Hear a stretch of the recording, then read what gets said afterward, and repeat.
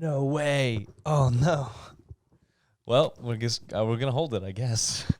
What's up, friends? Welcome back to yet another episode. This is episode 20. We did it.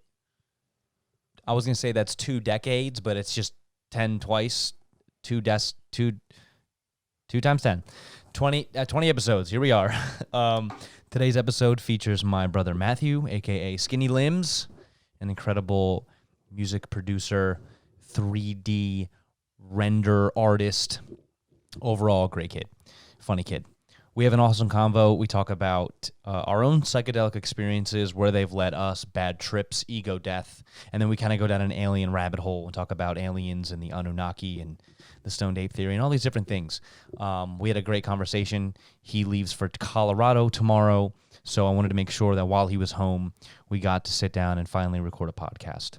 Towards the end of the conversation, the camera shut off. As soon as we started talking about aliens, the camera decided to shut off. So in that moment, we decided, let's wrap this up just in case. We don't want to keep talking and then have the whole thing be ruined. So it was cut a little short, but it's okay. It's still a great conversation. So thanks for being here. Thanks for watching. Here's a podcast. Enjoy, guys. All right. Some product placement. Go buy some mugs. They're dope. They make your coffee or tea taste that much better. I got the full moon staring at me in the face. That's cool. Powerful full moon. Happy full moon. Is it the full moon? Yeah. Oh, happy full moon. Yeah, so what is the good moon good for? Full moon, dude. It's a symbol for completion. You know, one stage is complete, a chapter is complete, a book is complete. For our family, there's a whole lot of books being closed in terms of, you know, Uncle Scott moving to Texas. Yep. Me moving eventually. You're going back to Colorado. You've been here for a month, so a whole lot of things coming to an end, but just not in a sad way, but like in an exciting way, because then you just get back and new things start. Yeah, it's just change is really, really happening right now. Yeah. Especially right now in the end of a 2,000-year period, an astrological cycle. Mm-hmm. It was a 2,000-year period of disillusion, and now we're moving into the age of Aquarius. The age of Aquarius is here, my friend. The age of illumination. And it's it sounds so silly to the average Joe, but the people listening, hopefully, yeah, like they know what it is we're talking about. And it's been this time that we're currently living in has been prophesized in scriptures and in the Bible, and here we are living through it, and it's fucking exciting, dude. It really is. Yep.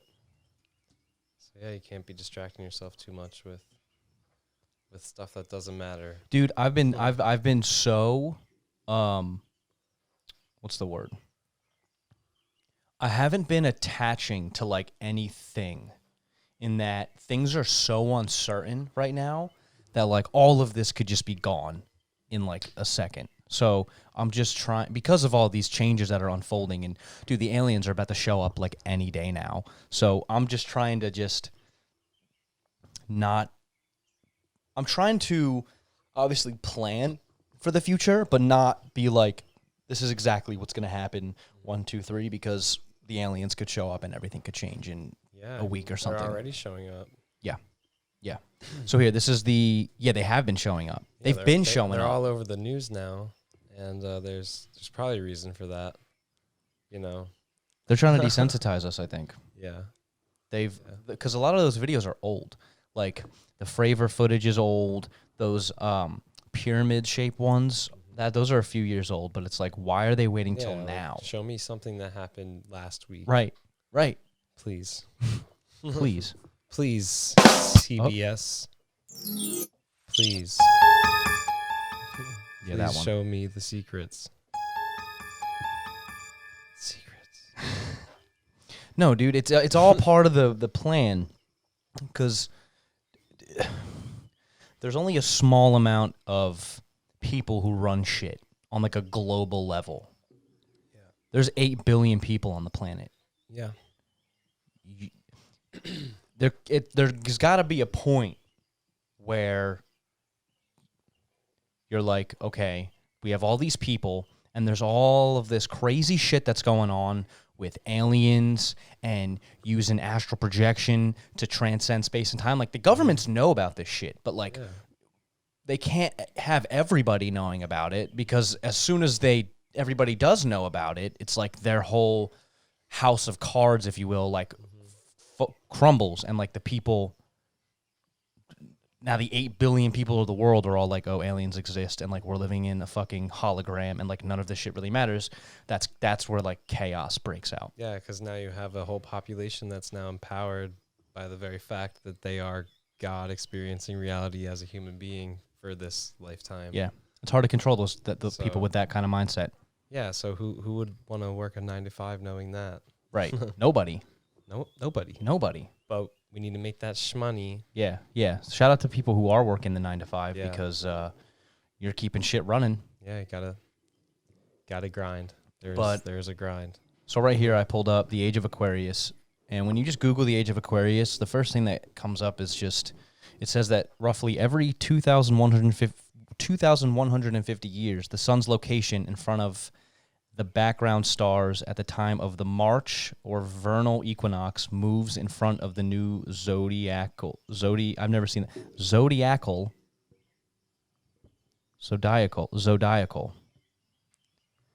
dyslexia constellation. So pretty much every 2,150 years, the sun moves in a very specific location, and because of that, I guess the energies, the gravitational waves, the photons that come off of the sun are definitely probably gonna, because there's a very specific machine I was reading in Joe Dispenza's book that can like measure the amount of photons that radiate off of things, including you and me and people and living things. Like, we emit light even though we can't see it. The human body is very clunky in that we only have these 5 senses, and we can only pick up certain frequencies of light and sound. So there's shit happening all around us that we probably can't even fucking see or pick up on. So if we are emitting photons and the sun is emitting, like, obviously that's going to affect us. Or like how the moon affects the tides. We're 70% water, it's probably going to affect us too.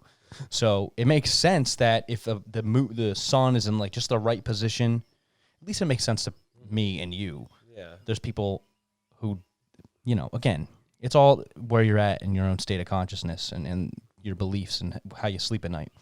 But to me, it makes sense that if the sun goes away and it's in a certain place for 2,150 years and then it comes back, it's going to shake shit up. Change the energy. It's going to shake the whole fucking thing up. It's going to shake it. So then what happened? What's 2,000 years ago? 1800s? What happened in the 1800s? That was 200 years ago. Oh, Jesus. Oh, man. You're absolutely right. Holy shit. Okay, that was 200 years ago. Sorry. 2,000 years ago. Okay, so like year 1. Pretty much. Year 21. Okay, so that was Christ. Okay. Right. So like from Christ to now, all that crazy shit that was going on then. That was a whole disillusion period where the veil is very thick. Very thin. No, it's thick because you don't know what the fuck's going on. And now we're coming out of that. Oh, I see what you're saying. Into illumination and into awakening and into that higher vibration, 5th dimensional consciousness, or Christ consciousness. To where it's funny because it's sort of like Christ back to Christ consciousness. Like, whoa. It is. It's wild. Because the second coming of Christ is not literally like he's going to show up and be like, hey, guys, what's up? It's me. Hey, it's me, your boy, Jesus. It's like the coming of Christ consciousness or 5th dimensional consciousness. And if you look up what Christ consciousness is. Yeah, it's song by Joey Badass. Third eye's open. Shout out to Joey Badass. Higher state of consciousness of God, the part of the human mind that is capable of transcending your animal instincts. So once you wake up and understand that you are a multidimensional, energetic being on this planet, you could literally become, and create anything. That's like some God shit. You know what I mean? And it's not coming from a place of ego at all. It's just like a place of awareness. Exactly. We are all God experiencing itself in human form. Yeah. Just like your dog is God yeah, experiencing itself. And the term in God, dog form. that can throw some people off. Right. But, The Lord. I mean God as a universe, source, Energy. Consciousness. where what you are other than your ego. Yeah. That's the universe, God, source. The purest form, the essence of whatever you are, whatever makes up all these living carbon-based life forms is God. Even crystals, that's God. That's a form of intelligence. That's a form of consciousness. It's all God. It's all God. Everything is God. So when you have that realization, you walk around, it's really hard to hate people and like treat people poorly because that's just you in another body. Yeah. And then all these other people that you see and interact with, that's just a reflection of you. So, yeah, man, Christ consciousness, it's coming back and it's becoming more and more popular and it's cool too. It's on the come up. It's been on the come up. And even the book I've been reading, although I've just read the first chapter of Joe Dispenza's book, Becoming Supernatural, he talks about that kind of stuff. Yeah. Where it's like science is finally able to like back up these hippy-dippy woo-woo ideas and concepts. And he's done a good job where, he's very particular in the language he uses where he doesn't say words like chakras. He just says energy systems of the body. Because as soon as you say chakras, people start falling off and they stop listening. Yeah. So you're losing people, and that's unfortunate because the shit he's talking about is like actual. Yeah. There's depth to it, and there's real. Because once you can grasp it, scientifically grasp what the fuck is going on. Pull this a little closer to your face. Is that good? Yeah. Once you can scientifically grasp what's going on, when you're having an enlightened experience, I feel like it would be easier to like continue recreating experiences like that once you can kind of figure out what it is that creates.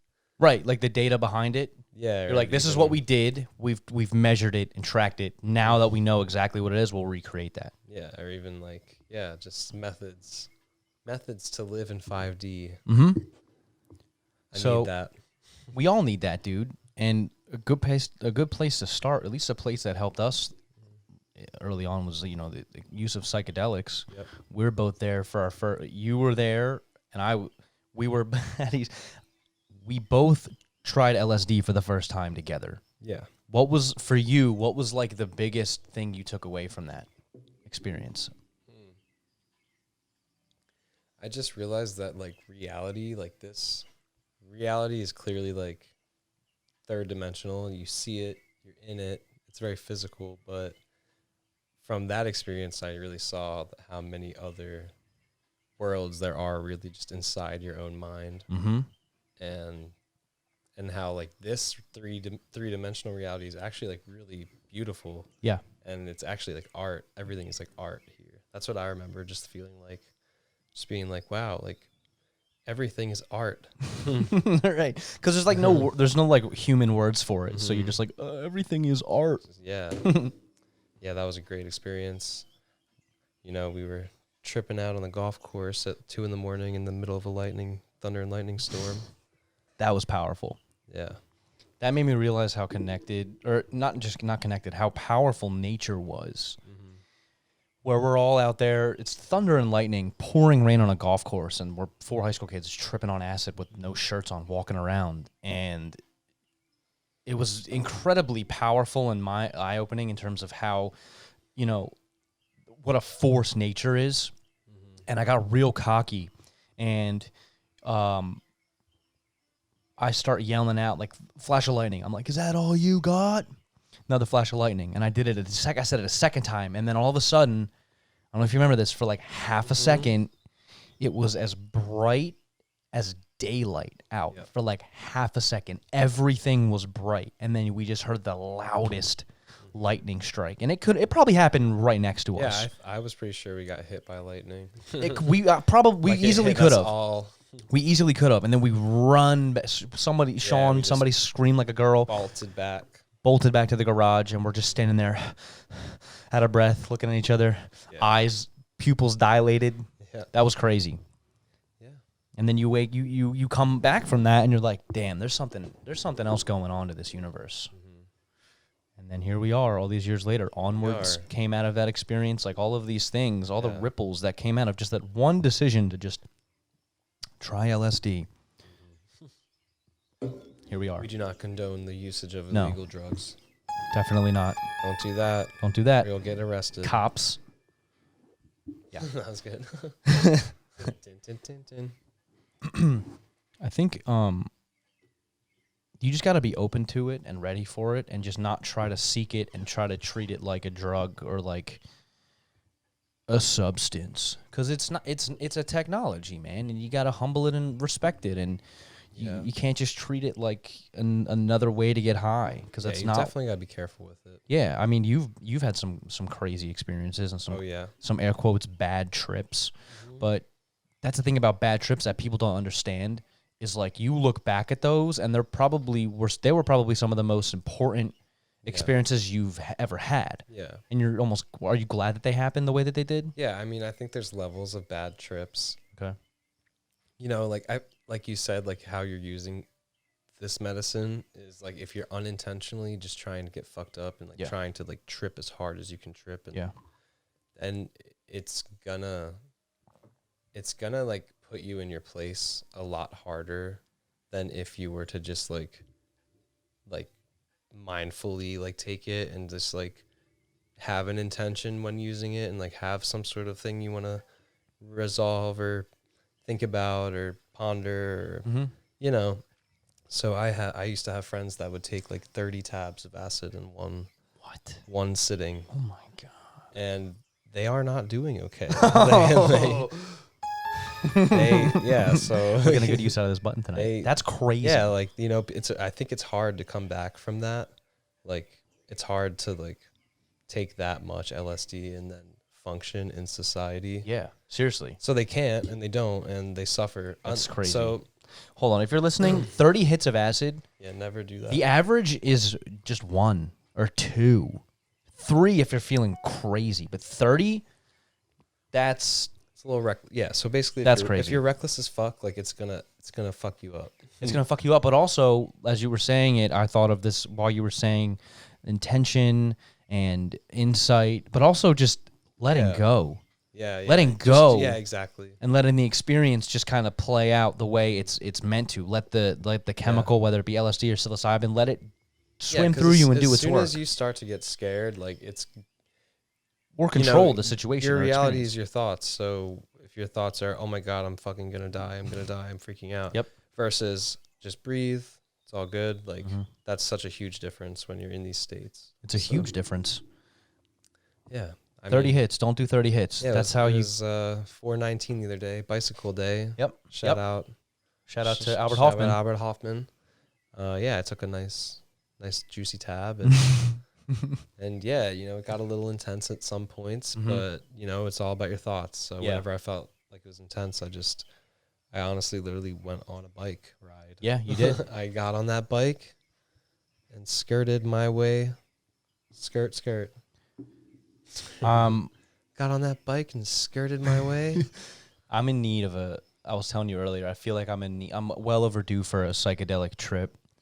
Just because for me over the years, you know, I've used them where it's like every time I do this, I'm going to level up somehow. I'm going to learn something new about myself. I'm going to have some new revelation or breakthrough, because when you're on these things, they just help you get to a higher state of consciousness, so you can see your life and your problems from just a higher perspective, from a place of love and compassion, and then you're able to kind of just reverse engineer that. And when you come down from that experience, you're like, okay, I learned something, and now it's like it's time to, because you could trip all day, but if you don't integrate the shit that you're realizing, well, then you're just gonna stay where you are. That's what I was gonna say. Like, you can't rely like completely on the drugs to like fix your life. No, like the drugs will show you what you're doing wrong, but they're not gonna just instantly gonna make you know, shit happen. You got to do that. You have to do the shadow work. You have to implement and integrate the lessons learned. I'm definitely guilty of that. Me too. You know, it's hard. It's easy to fall off of your spiritual path, and I've definitely done that over the last year, just being distracted and, you know, in toxic relationships, and just, you know, even just not spending enough time with yourself. You can really fall off. And So now I'm excited. I feel really good, and heading back to Colorado tomorrow. I'm gonna work out every day. Work out every day. Well, even if you don't work out every day, just and I'm like gonna meditate. you have this like a full moon, to bring it back full circle. Like you have this brand new opportunity, like this fresh start. You weren't in the greatest mental space. You weren't in the best living environment, mental environment, and it was reflecting in your life and how you were feeling and how you were creating, which was very little, because that's something that's very important for you and I, is being creative and expressing ourselves and making music and art. So now you have this brand new opportunity and like a fresh start almost to go back home and to an empty apartment, just you, yourself, and just you have like an opportunity to like really just and work on yourself. I'm just gonna take everything that I learned over the last year and really integrate it, like you said. Yeah. You know, and not get stuck in old patterns and keep doing the same shit, and you know. But that's the thing. Start I think to build. You gotta start building. And it all starts with just Building time. Lay one brick a day. One brick is read 10 pages of a book, or one brick is meditate for 5 minutes, or, you know, stretch out, do some yoga. That's just consistency is like, I think, the most important thing. And that's something that I still struggle with from time to time, is just following at least some kind of pattern every day. But so what I was going to say is that people think that the spiritual path is just you wake up through a psychedelic experience, through a traumatic experience. You wake up, you do yoga, you meditate, you play with crystals, and like you're awakened. That's it. You're good. Life's good. No, but no, like it's. Think of Joseph Campbell's The Hero's Journey. Star Wars, the Marvel movies, like the hero's journey is just a continual spiral where you start in one place and you spiral out, call to adventure, you learn something, you defeat the dragon, and on the other side of the dragon is all the world's greatest treasures. But then that journey ends, full moon, end of a chapter, and then you kind of circle back, and you circle back. Yeah, and it's just a spiral. It's a spiral.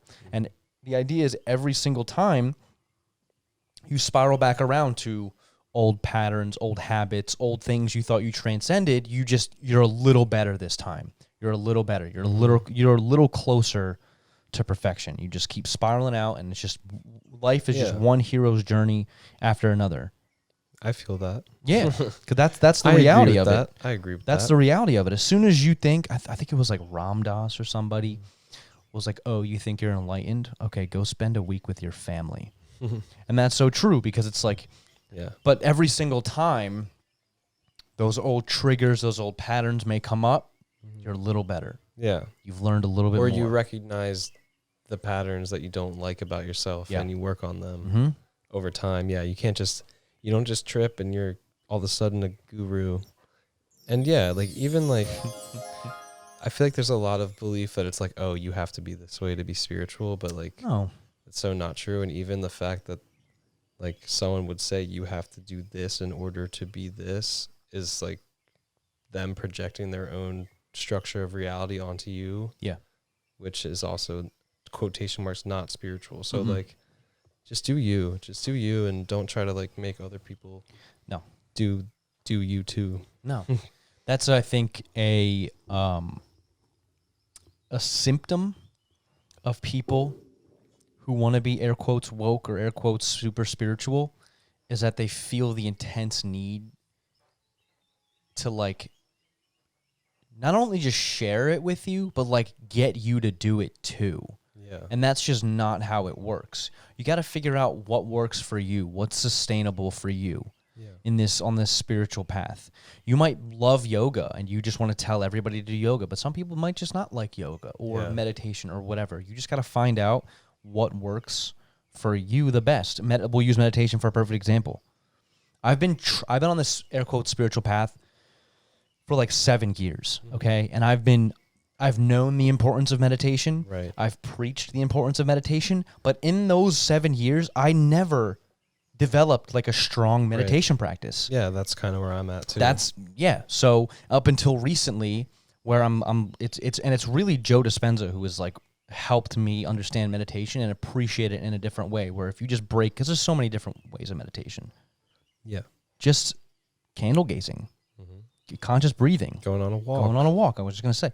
Those Doing are all backflips. Those are up a mountain. Those are all, anything that brings you to this present moment is a meditation. So Joe Dispenza, his whole thing is like brain waves. And if you can change your brain waves through different kinds of breath work and elevated emotions, if you're able to get past your autonomic nervous system, which is like your nervous system, your analytical mind, your reasoning mind, if you're able to get past that through breathing, through changing your brain waves, the idea is to get to a theta brain wave state.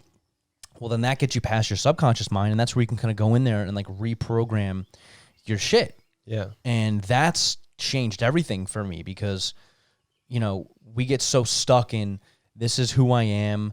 These are the patterns this is just who I am. And that's it. Yeah. And you get stuck like that and you wake up and you have the same thoughts every single day. And you're just living, like Joe says, you're living in a memory of the past. Yeah. Instead of I like how he puts it. Yeah. You're living in the memory of the past because your emotions and your thoughts create in the past. But not only your thoughts and your emotions keep you stuck in the past because they trigger your genetics. Yeah. If you are somebody, if I'm not going to name any names, but I know somebody who is very easily triggered and they get upset about a lot of shit. Yeah. Well, if that's the program you've been running for your whole life, and all of a sudden there's nothing that's going to upset you or trigger you that's in your environment, well, your body's like, your genetics are like, hey, what's going on? Exactly. Why are we not feeling this way? It's 2:00. We usually have 2 breakdowns by this time. And then you start looking for things to make you feel that way because your body is running a program. And it needs that adrenaline. It needs the adrenaline. It needs those emotions. It needs those hormones. And I think that's why a lot of people stay in like relationships that aren't good for them. Yeah. And they know it. Yeah. And I think they just get so conditioned to like have those triggering, draining responses to each other that like, that it's weird when it stops happening. Yeah. You don't know what the fuck to do. You're like, why? It's usually I'm already upset or frustrated by this time. What's going on? Wow. That's your body being. Maybe I can start healing. Right. Well, that's your body just. What is a habit? A habit or is just something that you've done so many times that your body knows how to do it better than your brain. And that can be very dangerous if you're in a toxic relationship and you're in these, it's a habit of feelings and emotions and whatever. But so it gets imprinted in your genetics because of your emotions and because of your thoughts. Your subconscious mind doesn't know the difference between a thought and reality. So you could sit there and create more stress chemicals just laying in bed thinking about a situation than actually going out and having that experience. So it's almost like your thoughts are so powerful and they're what's programming your brain and your genetics. Right. So when you can get past that through these meditation techniques and just change your brain waves, that's so fascinating to me because there are things about myself. Newsflash, I'm not perfect and I have a lot of flaws and things I've really been trying to work on, and it seems like nothing's been getting me there. And I think that this is, because also at the end of the day, like there's no magic bullet. You got to find what works for you. And I feel like this is what's going to work for me, is where I'm able to get past my analytical mind because I've come to the conclusion that I have ADD, like 100%. Yeah. So if I can just get past that mind, that chattering monkey mind, and just get into my subconscious, that's where a lot of, I think, healing and reprogramming can be done. Yeah. And even just being like emotionally content and just like grateful, like the act of gratitude and just like all of that stems from just a calm mind. Yep. So yeah, I'm definitely going to hop on the meditation wave. Yeah, dude. ASAP. It's funny, like we know how fucking good it is for us, but it's just like, I don't have 10 minutes. It's your like, ego. I just don't have 10 minutes. It's just your ego trying to keep you comfortable. Yeah. Yeah, for sure. Like today I got Reiki. How was that? It was awesome. Yeah. I love my Reiki master. Her name's Dorothy. I've been going to her for a couple years. Shout out Dorothy. She's a sweet lady. She's great. And yeah, I haven't gotten any energy work done in quite a while. Yeah. It's been probably over a year, so yeah, she was instantly like, wow, yeah, you've got a lot of blockages going on. Let me reconnect that for you. Yeah. So yeah, my fucking third eye started vibrating. My face started tingling. Wow. I started vibrating again. You know, like if you ever tried the Wim Hof breathing, you kind of know what that's like, where you start to vibrate. And things start getting knocked loose.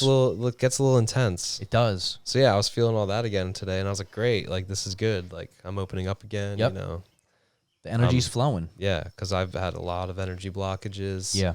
In the past, and I'm so ready to just like become addicted to like healing, because it feels so good to heal, and it's not going to happen until you do it. So it's weird that like people put off healing for some reason. I think it all stems to this idea of an ego. Yeah. Our ego is our It's identity. like, I'm good. I don't need to heal. Yeah, it's our identity. It's what we cling to. Yeah. It's because one of the first things that you learn in Buddhism, if you study Buddhism, is that you're not your body, and we try to, or your identity, and we try to cling to these as if we'd cling to, a street pole. If the world was covered, if the ground was covered in scorpions, like you cling to it because it's all you know. Mm-hmm. It's what keeps you. How do I want to say it?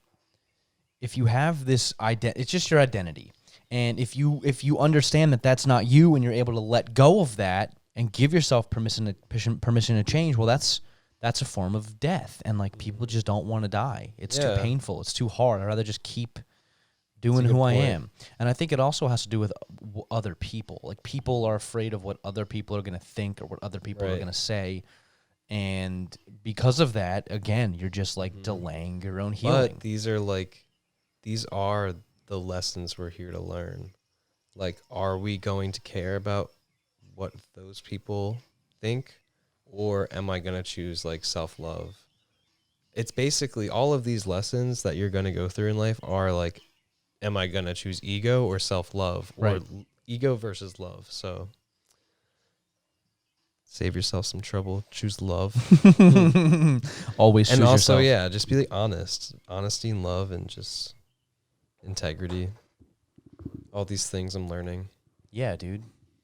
But it took you... Took me a while. But you are somebody who was on the spiritual path. Yeah. And it took you until now. So again, like it's not just like one day you wake up. It's not a linear journey. It's not linear. It's ups, it's downs, it's spiral. You go all over the place. And every single time you come back around, you just get closer and closer to yourself. Yeah. Yeah. And what makes you happy. Yeah. What you want to do. Yeah. And then the more you follow that path and trust that path, the more you run into other people who are doing the same thing. Yeah. As soon as you hop on that path, life starts to really unfold. Yeah. Like, you just gotta dive in. Like I let some energy go, and now I'm getting all sorts of energy coming in. You got out of I got out of a thing. You got out of a toxic thing that was taking up a lot of your energy, and it was just sucking the life out of you. But as soon as you like let that go, all of these, and made space for new energy, you started booking shows. Things are happening. You started booking shows. You started selling art. You started like getting design clients. Like all of this happened. The universe is like, okay, you ready? Even today, I got hit up to play at this club called the Black Box in Denver, which I've been trying. Opening back up. Yeah, and I've been trying to play there ever since I moved to Colorado. 2 years. So almost 3 years. Yeah, so that just happened today. Yeah. So boom. That's awesome. High five. There we go. Shazam. That's fucking sick. Yeah. And it's because you let go of one of the things that no longer served you, and that freed up. The thing that was ultimately hurting the entire collective. Yep. If you're not choosing like yourself, I don't want to you shouldn't be like a selfish person, but there's you should be selfish to an extent. Yes. Like if it's like fucking killing you, and like you should choose yourself. Anything that costs you your energy is too expensive. Yeah. So as soon as you release that thing that had such a tight grip on you that ultimately wasn't serving you anymore, at a point you could say it was serving you. You were learning lessons, and it was just a learning experience. Then you got to learn the lesson and move on. Exactly. You got to release which no longer serves you. And that's another theme for this full moon is like you release. Just release. Releasing is important. Letting go is super important. Yeah. It's super important, but it's so hard. Why is it so hard to let go of things? Is it also part of our identity and we don't want to die? I think everything ties into if you're afraid to die or not. I think so. Because if you once you have an ego death and you're no longer afraid of dying, it's a game changer. Because then you're like, wow, I'm literally an infinite being. Mm-hmm. life is a video game. Die before you die, they always say. And that's, again, that's what, I don't know if this is true, but I've always thought about the Grateful Dead and how they're called the Grateful Dead. And I think it's like all their egos are dead and they're just grateful to be here. That's hilarious. Let's see. Where did the Grateful Dead get their name? It's like that's what I think about.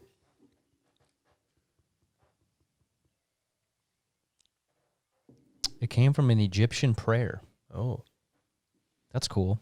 Yeah, I mean, it's interpretive. It's very interpretive. No, but that's actually a very good point. And the Grateful Dead, again, is very, very LSD psychedelic they're super influenced. psychedelic. And through the psychedelics is where the ego deaths. I've That's never heard where of they anybody. occur. That's where they occur. I mean, or you could be meditating and have one, but Really? I've never. Yeah. I've only heard people having them through psychedelic experiences. yeah. For anyone that has had one, they know what it's like. If anyone has not had one, basically it's just your entire perception of reality and yourself just being stripped away from you. And it can either be very frightening or it can be very liberating. Yeah. It just depends on where you're at in your journey. Everything you think you are, your identity, again, your ego, It's gone. that goes away. Yeah. And you're like, who am I? What am I? What am I? And what's then the you point of all of realize- this? Then you realize what you are, Which is everything. which is, the universe experiencing itself. And then you come back from that. It's wild. And you're like, how do I go to my work job? Yeah, and then you come back from that. How do I go to work at And then you say, fuck that, I'm going to start an LLC and Yeah. sell socks. There you go. I'm going to sell mittens and socks and that because that's what I want. Yep. And then you start doing it and it starts And you start working doing out. it, and then you get on Shark Tank. Yeah. And then you're best friends with Kevin O'Leary. Congrats, you did it. Oh. You don't like Kevin O'Leary? No, I think I'd rather be best friends with I'm more of a Mark Cuban kind of guy. yeah. Or a Yeah. yeah. Like can't even remember their names. that guy. That one guy With that's the like a with- guest host With sometimes. the tech guy. The tech guy, the tech mogul. Yeah, the tech mogul. Silicon Valley hates him. It's powerful stuff, man. This but it's cool that the psychedelic culture is it's coming up and it's through Yeah. us now. It was in the 60s, it was big, and then the Sweeping Psychedelic Act, I think of 1970 came through and Died off. It never went away completely. Yeah. But because of the internet, because of things like podcasts and Instagram and TikTok, It's not as scary or as taboo topic. right. People are actually learning what Yeah. these things are, and through associations like MAPS, the Multidisciplinary Association for These Psychedelic things Studies, are so powerful for healing. It's wild. they're incredibly powerful. I wish everyone ever had the opportunity to try. I think so too, and These I think things. we're getting closer to it because honestly, I'm at a stage in my life where, no offense, but Life changing. if you've never taken a psychedelic, I look at you like you're an infant. You're some kind of an infant if you haven't had an enlightening psychedelic experience. Yeah. I mean, it's like living in a box, or what you were saying the other day, living in a little tiny room in your house, Yeah. taking psychedelics, and you open the door and you're actually living in a fucking castle. Yeah. Yeah. Or even Exactly. you're not even living in a castle, you're just living in a fucking universe. You're living in a whole universe. Exactly. Yeah, so it's like, what perception of reality do you want to die having? Do you want to have seen other than your baseline 3D reality and like be okay with that? Or do you want to see what quotation marks reality is? Yeah. Which is like Holographic. literally like your imagination. Literally holographic. Yeah.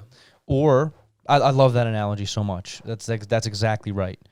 Yeah. If you have not lived life without a psychedelic experience is just you're living in this box and you think that this is all that it is. This is everything. Nope, I'm for sure. I can touch it, I can see it, I can smell it. Yeah. And then you take mushrooms or LSD or even DMT and you notice that DMT's a big one. is that a door? What? You open that door and you're in a fucking castle. Yeah. Or you're in Skyrim. You're in this giant place. And that's what the psychedelics open you up to, is like there is so much more going on to this universe. Yeah. And now I see that.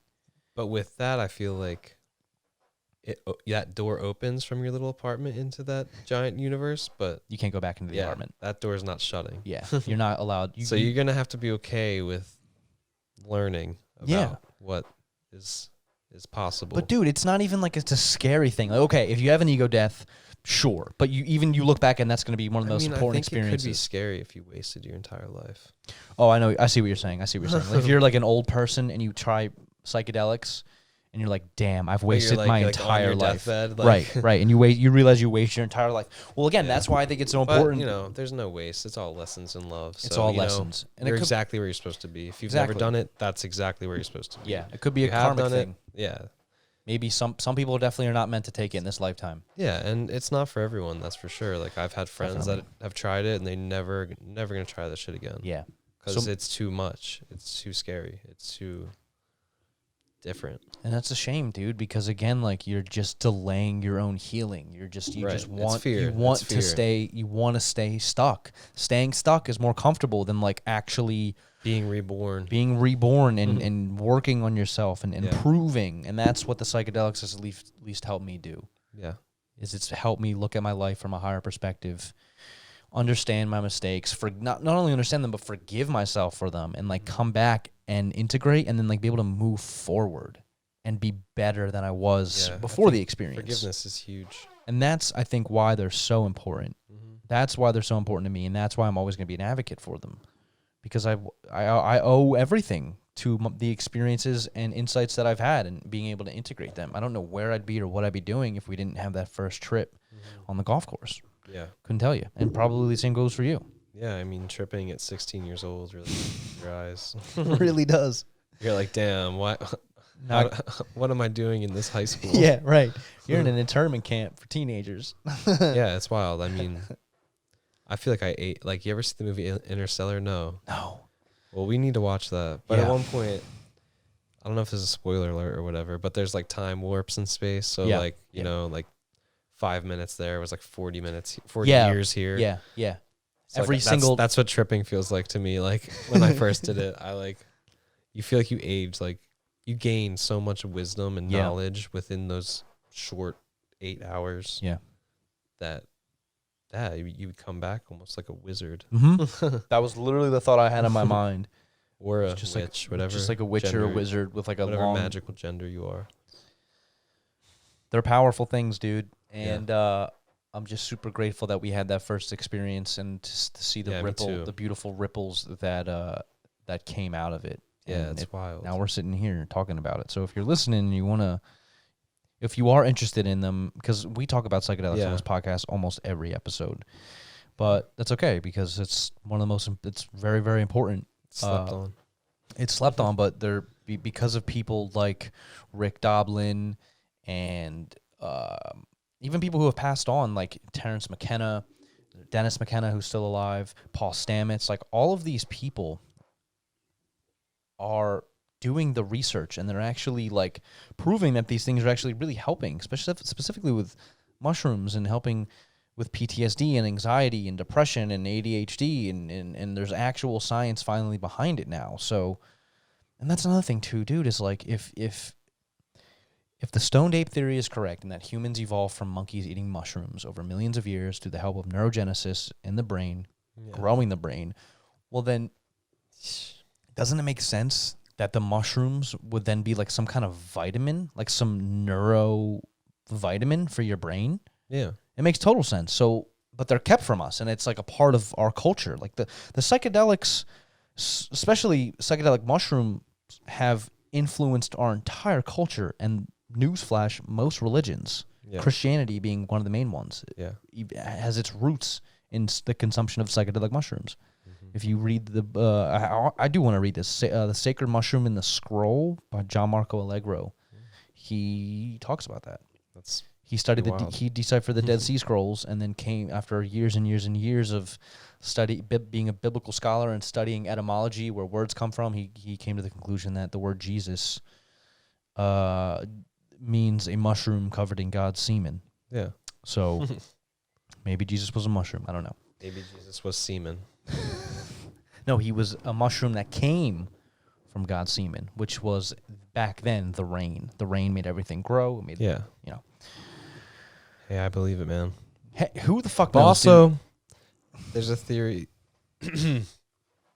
Sorry, my throat is dry. It's just hard because nobody from today was around back then. So, like, no one's ever really going to know. Yeah. What's the theory you were going to say? I got water in my eye. I don't know how it splashed on my face, but it did.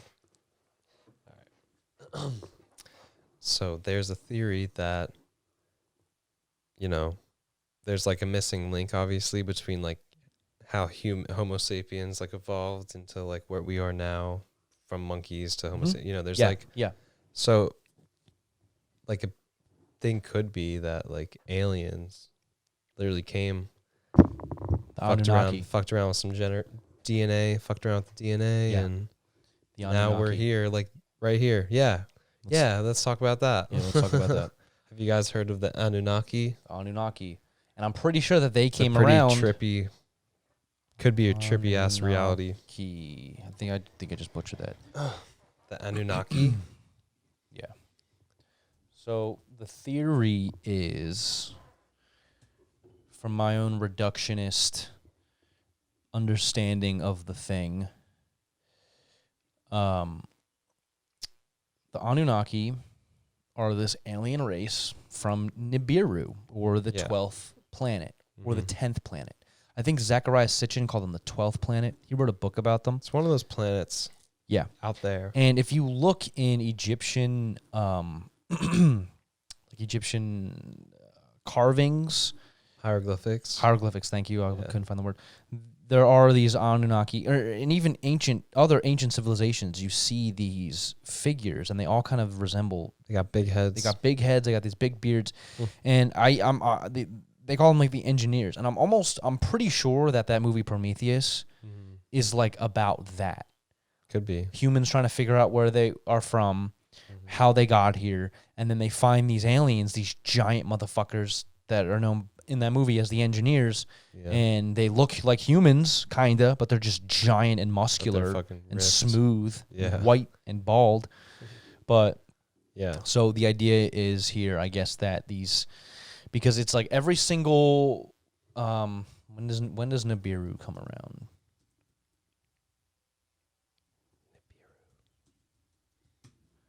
Nibiru. I need my own version of Jamie to pull shit up for me. Take me back to Nibiru.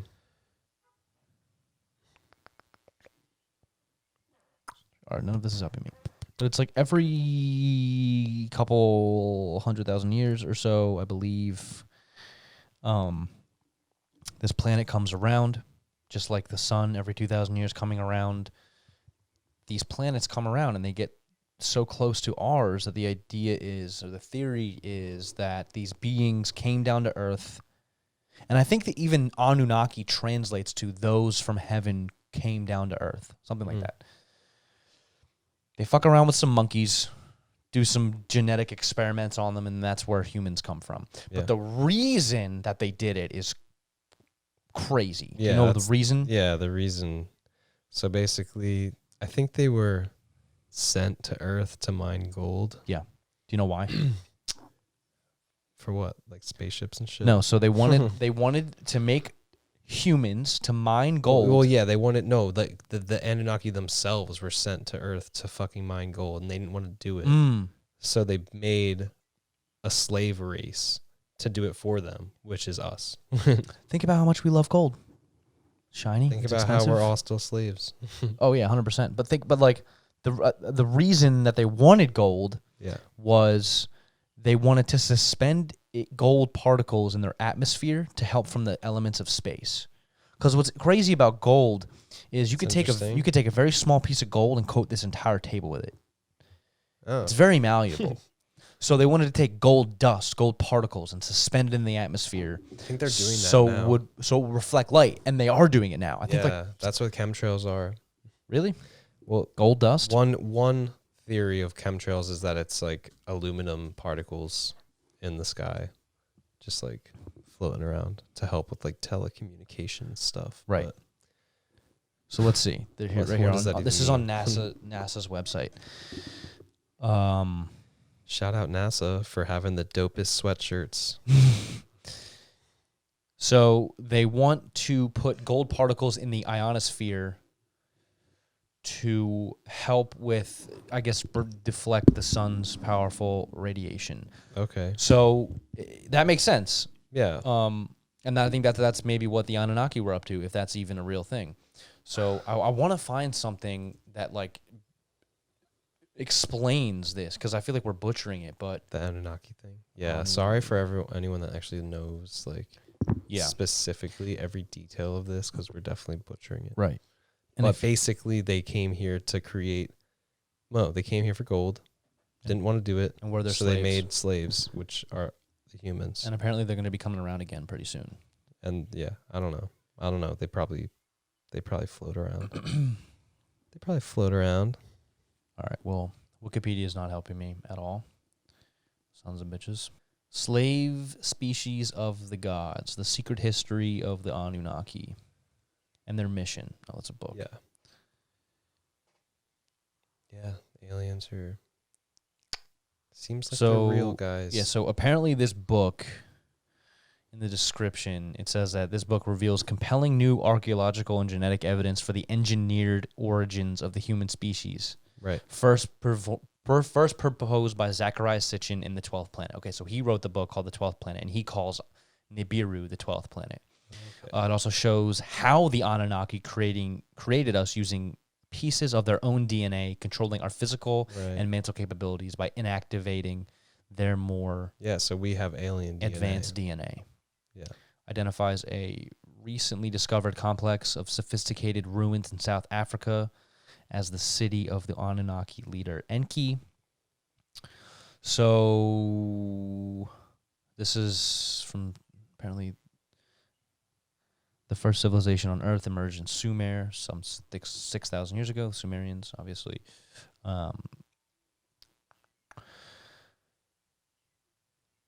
Egyptians inherited their knowledge from the earlier civilization that lived at the southern tip of Africa and began with the arrival of the Anunnaki more than 200,000 years ago.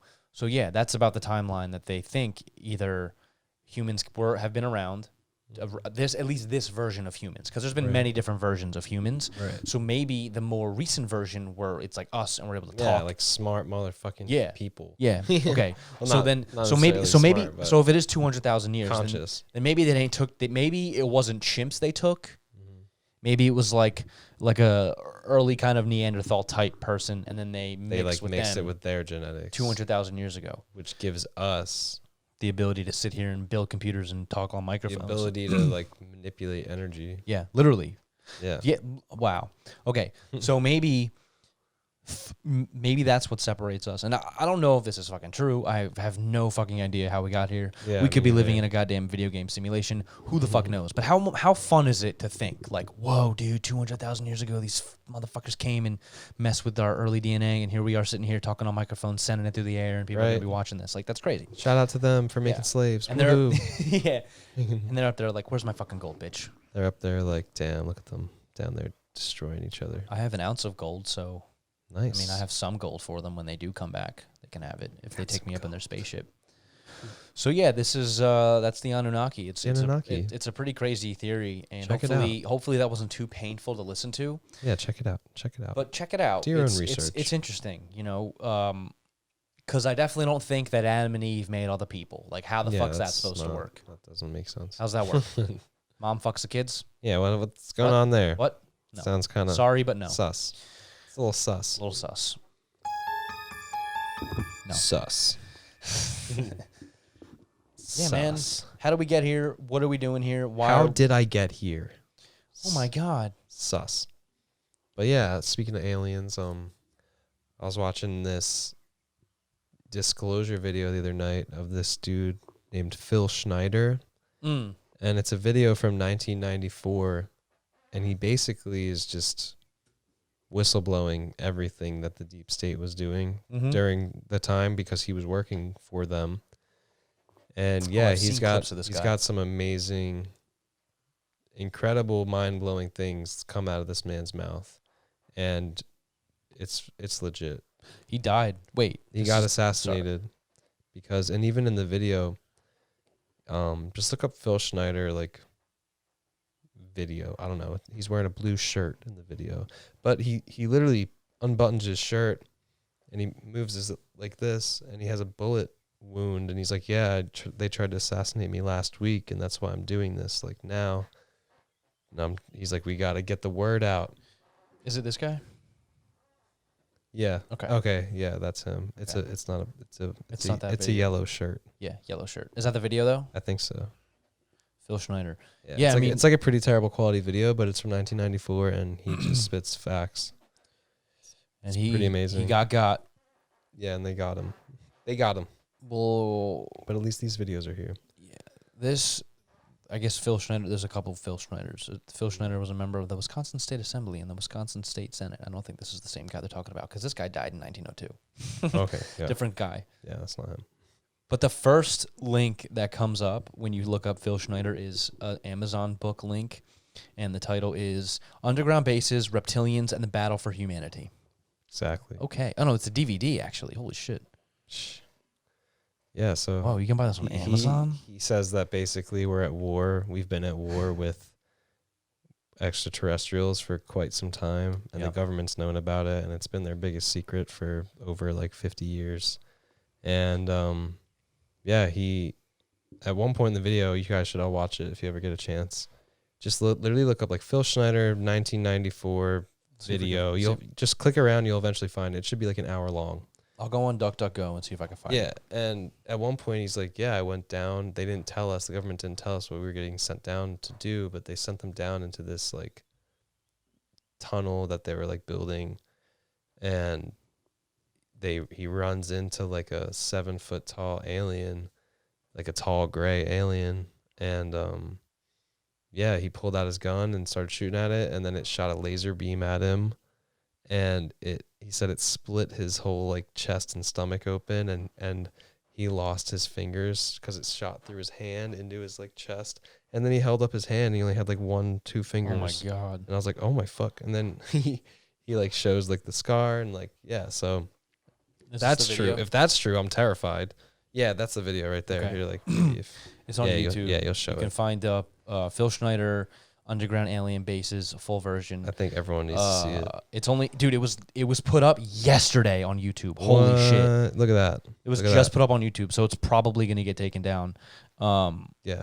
Phil Schneider. And the only in the description it says old video from backup hard drive. Okay. So wow, they're really trying to take it down. Yeah, it was posted yesterday, and I only found it because I searched on DuckDuckGo. Yeah, he exposes so much. I'm gonna have to watch everything. I'm gonna have to watch this. If you're and dude, not, his hand is fucked up too. I see his hand. If you're not into conspiracies, don't watch it at all. Do not watch it. his left hand is with his index and middle finger are it looks like they. Recording. Oh shit! Hold on. Yeah. I love how as soon as we start talking about aliens, the fucking camera dies or turns off. That's camera crazy. Died. Well, maybe they're listening and they're like, "You gotta shut They're this shit trying to down." shut us up. Yeah. Well, they're not gonna shut. Well, that's crazy. I'm definitely gonna watch this. And who knows, dude? We're probably not alone in the universe. And of course, no, we're not. Throughout Earth's history, things have come and visited, and now the United States government is trying to protect that information because if everybody finds out, well, then why the fuck do I have to go work at McDonald's? Why do I have to go work at McDonald's if there's an intergalactic society of aliens and shit? This does not matter. Yeah, I'm not gonna keep. It destroys your perception of reality once you accept that there's aliens and they're fucking here. Yeah, they're here and they're dicking around. And we're signing treaties with them so we could stop other aliens, which are other. So it's wild. It's crazy, but the camera's fucked, so we should probably wrap it up. All right, the camera's fucked, and well, thanks for having me on your show. My pleasure, dude. Thanks for being here. I love you. Love you. We'll do another one soon, hopefully. Safe trip back to Colorado. Everyone listening, thanks for listening. This was a fun one. Yeah, talk about aliens and all that shit. I love this kind of shit. Me too. And yeah, I live for these conversations. My pleasure, dude. If you ever want to look at my music, check me out. Yeah, where can they find you?